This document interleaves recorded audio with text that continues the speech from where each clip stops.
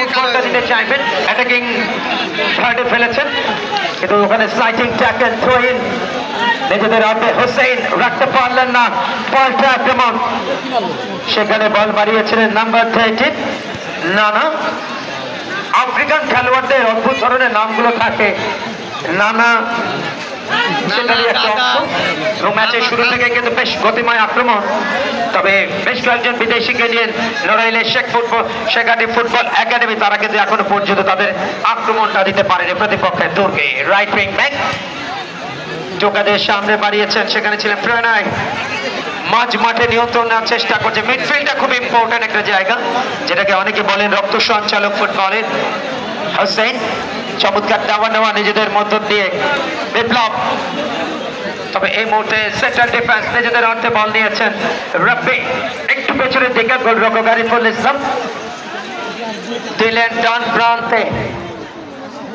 Left wing আক্রমণে প্রথম আক্রমণ, লেফট উইং দিয়ে বল পেয়ে গেলেন সেখানে ফয়জুল ইসলাম, টোকাদের সামনে বাড়িয়েছেন। পরবর্তীতে সেরে আফ্রিকান খেলোয়াড় এখনো নিয়ন্ত্রণ নিয়েছে শেখাটি ফুটবল একাডেমি। পরবর্তীতে প্রিন্স মিডফিল্ডে চালিকা শক্তি দূরপাল্লা শট,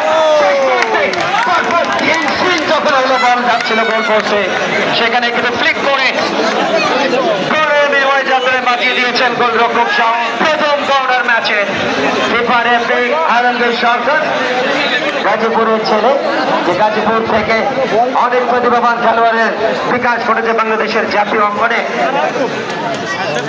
কর্নার ম্যাচের প্রথম কর্নারটা সরাসরি সম্প্রচার হচ্ছে এই স্পোর্টস। এই মুহূর্তে দারুণ ফেস করেছেন, সুযোগ আছে, শট, তবে ওখানে ডিফ্লেক্টেড হয়। দলীয় ক্যাপ্টেন তার গায়ে লেগে, বিপ্লবের পায়ে লেগে বল গোল লাইন ক্রস করে, ফলে আরো একটা কর্নার। পঞ্চম মিনিটে খেলা গড়িয়েছে, এখনো পর্যন্ত স্কোর লাইনটা 0-0। Shaheed president Ziaur Rahman gold cup football tournament 2025 grand final. এই মুহূর্তে ডান পা এনসই কর্নার কিক, শর্ট কর্নার, সেখান থেকে ওভারল্যাপ করে উঠে আসে অপূর্ব, সেখান থেকে ক্রস, অ্যানাদার কর্নার, উপর চুপুরে তৃতীয় কর্নারটা লাভ করলো শেখাটি ফুটবল একাডেমি। নড়াইল থেকে এসে দলটি তাদের প্রতিপক্ষ তারেক একাডেমি, প্রতিপক্ষ দিনাজপুর। ভালো ক্রস, লক্ষ্যভ্রষ্ট হয়ে চলে গেল গোললাইন পেরিয়ে মাঠের বাইরে। শহীদ রাষ্ট্রপতি জিয়াউর রহমান দেখুন অ্যাকশন রিপ্লে, এনসিং ক্রসটা এসেছিল শেষ মুহূর্তে কিন্তু বেশ একটা পাক নেই। এই মুহূর্তে নিজেদের অর্থে হোসেন টোকাদের সামনে বাড়িয়েছেন। আজকের এই আয়োজনের স্পেশাল গেস্ট হিসেবে যারা মঞ্চ আলোকিত করেছেন তার মধ্যে অন্যতম অধ্যক্ষ